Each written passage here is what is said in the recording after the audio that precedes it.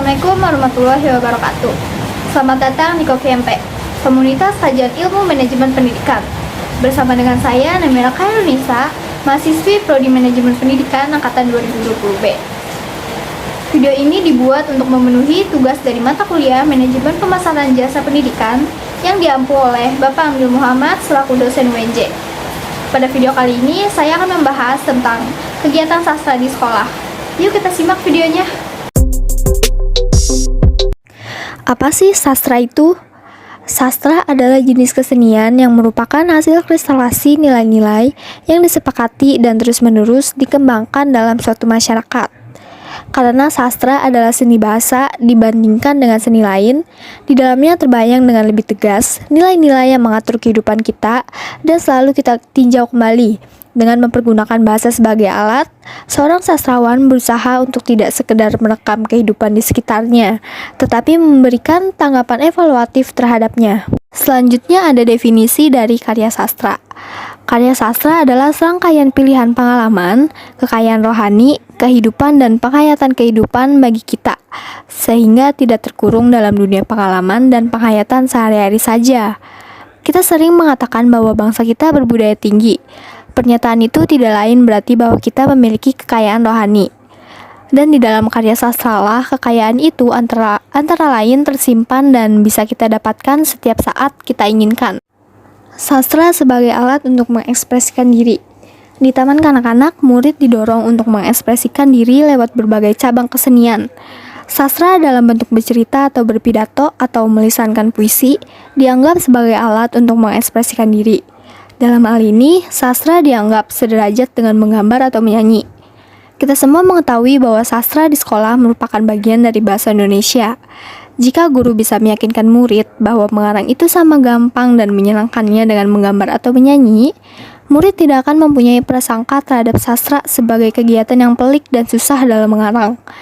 Yakni bermain-main dengan bahasa, murid akan lebih akrab dengan bahasanya, lebih menyukainya dan lebih mudah mempelajarinya.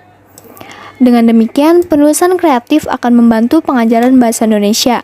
Jika kebiasaan menulis meningkat, diharapkan kegiatan membaca juga mengikutinya, karena siapapun yang suka menulis akan membutuhkan bacaan dan seterusnya. Jadi, bagaimana kalau pendekatan sastra sebagai seni mulai diberlakukan di sekolah? Selanjutnya ada apresiasi sastra. Pada slide sebelumnya, saya berbicara bahwa dalam karya sastra tersimpan kekayaan rohani bangsa. Di dalamnya, pengalaman dan penghayatan penghidupan tidak hanya terekam, tetapi juga sekaligus ditanggapi dan dinilai untuk dipertimbangkan kembali. Dengan demikian, jelas bahwa kegiatan sastra di sekolah tentu tidak terbatas hanya pada mengarang, tetapi juga membaca. Kegiatan inilah yang disebut sebagai apresiasi sastra, sesuatu yang menurut keyakinan banyak orang sangat perlu dikembangkan. Lalu apa sih kedudukan guru dalam proses apresiasi ini? Jawaban yang paling mudah adalah bahwa karena dalam apresiasi sastra di sekolah, murid dianggap masih memerlukan bimbingan. Bimbingan ini adalah kata yang bisa bermacam-macam maknanya. Pelajaran bahasa dan sastra tidak sama dengan pelajaran agama dan budi pekerti. Apresiasi sastra tidak membimbing murid ke arah agama dan budi pekerti. Dengan demikian, guru sastra tidak sama dengan guru agama atau guru budi pekerti. Apresiasi sastra tidak bertujuan sekadar memahami amanat yang tersirat atau tersurat, tetapi juga mengetahui cara-cara khas dalam mengungkapkan amanat tersebut. Guru ini tentu saja dituntut untuk memiliki pengalaman dan pengetahuan yang jauh lebih luas dari murid-muridnya dalam hal membaca karya sastra dan mungkin bahkan dalam hal-hal lain juga. Sebab pemahaman karya sastra tidak jarang menuntut pengetahuan luas mengenai berbagai bidang. Dalam hal apresiasi sastra, guru sebaiknya berfungsi sebagai rekan yang lebih tua, yang lebih berpengalaman, yang bersama-sama dengan murid-muridnya berusaha memahami karya sastra.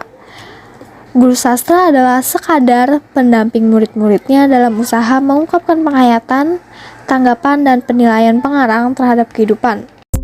Sekian pemaparan materi mengenai kegiatan sastra di sekolah yang dapat saya sampaikan.